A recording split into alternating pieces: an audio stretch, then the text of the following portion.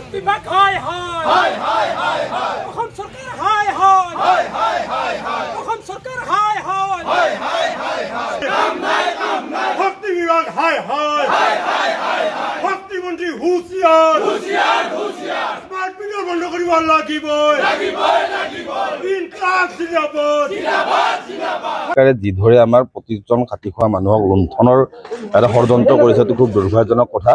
আজি সদৌ অসম ছাত্ৰ সন্থাৰ আহ্বান মৰ্মে বিক্ষোভ কাৰ্যসূচী ৰূপায়ণ কৰিছে সদৌ নলবাৰী জিলা ছাত্ৰ সন্থাই। আমাৰ কথা স্পষ্ট যে চৰকাৰৰ এই হঠকাৰী সিদ্ধান্ত চৰকাৰে বাতিল কৰিবই লাগিব। কাৰণ ৰাজ্যক নিৰ্বাচনৰ আগত ৰাজ্যক এটা কথাই কৈছিল যে অসমৰ প্ৰতিগৰাকী জনসাধাৰণৰ লগত চৰকাৰ আছে আৰু চৰকাৰখনে সদায় কয় যে আমি প্ৰতিগৰাকী মানুহৰ পদূলিলৈ যাব বিচাৰোঁ।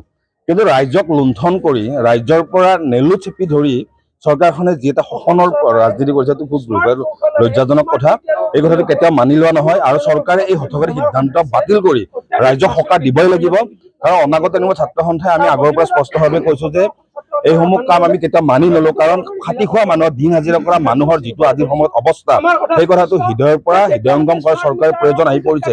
কিন্তু চৰকাৰখন অহংকাৰী চৰকাৰ, মুখ্যমন্ত্ৰীগৰাকী অহংকাৰী, বিদ্যুৎ বিভাগৰ মন্ত্ৰীগৰাকী অহংকাৰী আৰু অহংকাৰী আৰু আত্মসংকাৰৰ দ্বাৰা জৰিয়তে চৰকাৰখনে ৰাইজক যি লুণ্ঠন কৰিছে মানি লোৱা কেতিয়াও নহ'ব। আমি দাবী জনাইছোঁ এই কথাটো স্পষ্ট যে চৰকাৰে এই হঠকাৰী সিদ্ধান্ত বন্ধ কৰিব লাগিব। মাজমজিয়াতে বিদ্যুৎ বিভাগৰ কাৰ্যালয়ৰ সন্মুখত আমি স্মাৰ্ট মিটাৰৰ সংযোগ আৰু অত্যাধিক বিদ্যুৎ মাচুল বৃদ্ধিৰ প্ৰতিবাদত বিক্ষোভ কাৰ্যসূচী ৰূপায়ণ কৰিছোঁ। আমাৰ কথা স্পষ্ট যে অসম চৰকাৰখনে স্মাৰ্ট কৌশলৰ জৰিয়তে স্মাৰ্ট মিটাৰৰ জৰিয়তে জনসাধাৰণক যি লুটপাট কৰাৰ এটা কৌশল ৰচনা কৰিছে সেই কৌশলক কেতিয়াও ফলপ্ৰসূ হ'বলৈ দিয়া নহ'ব।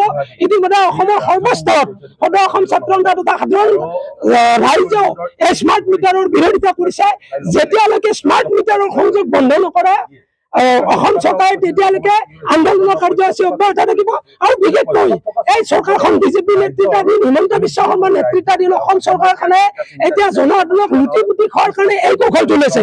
চামুচেৰে দি বেলচা মাৰি খোৱাৰ যিটো চৰকাৰখনৰ প্ৰৱণতা যে এতিয়া বিভিন্ন হিতাধিকাৰীৰ সৃষ্টি কৰিছে চৰকাৰখনে, কিন্তু এই হিতাধিকাৰীসকলক পুৰাই আকৌ চৰকাৰখনে স্মাৰ্ট মিটাৰৰ জৰিয়তে ঘূৰাই অত্যাধিক বিদ্যুৎ মাচুল বৃদ্ধিৰ জৰিয়তে ৰাইজক লুটপাট কৰা আৰম্ভ কৰিছে।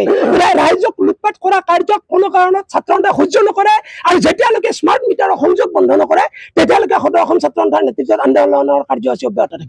যিকোনো খবৰৰ বাবে যোগাযোগ কৰক 7099017330 অথবা 7099017390 নম্বৰত।